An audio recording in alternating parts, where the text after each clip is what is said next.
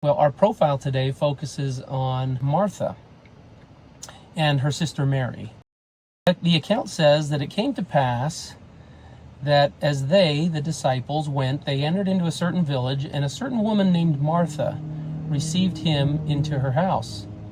And she had a sister called Mary, which also sat at Jesus' feet and heard his word.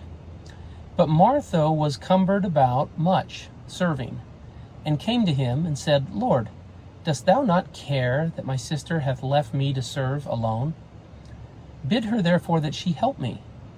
And Jesus answered and said unto her, Martha, Martha, thou art careful and troubled about many things, but one thing is needful.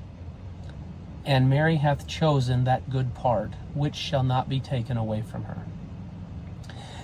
So this instance is a famous account, and we don't want to besmirch the character of Martha in any way. Obviously, a dedicated disciple trying to serve her Lord, whom she recognized as such in her home. But we see the tugs and pulls of identity on her in this situation.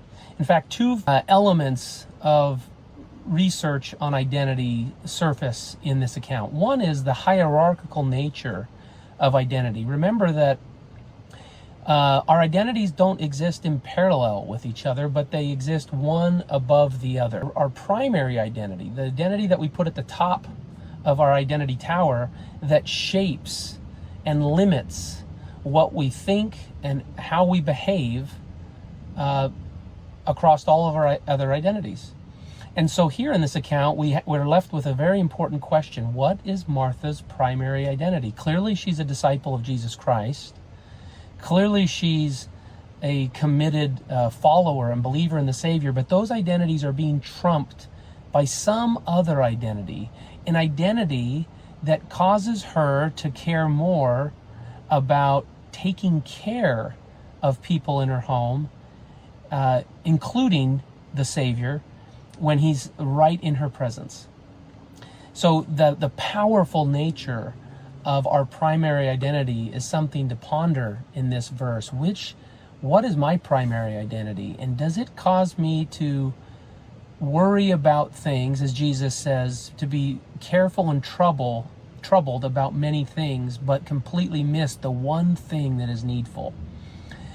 You can see that identity is so powerful that God could literally walk into your living room, and if you're not operating under a primary identity that is the son or daughter of God identity, then you could be pulled and distracted from the one thing that is needful.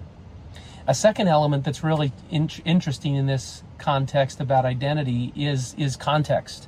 Remember that identity is contextual, and so something about having people in her home, that context triggered a set of behaviors and thinking and seeing the world that caused her to completely miss the mark on that occasion.